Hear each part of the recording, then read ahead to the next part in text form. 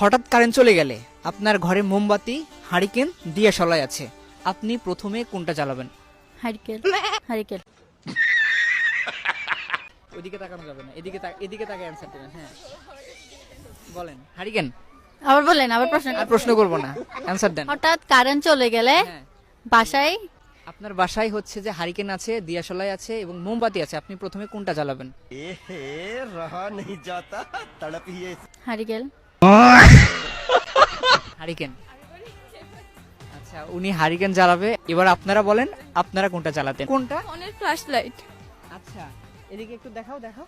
আবার একটু প্রশ্ন। ফোনের ফ্ল্যাশ লাইট। ফোনের ফ্ল্যাশ লাইট।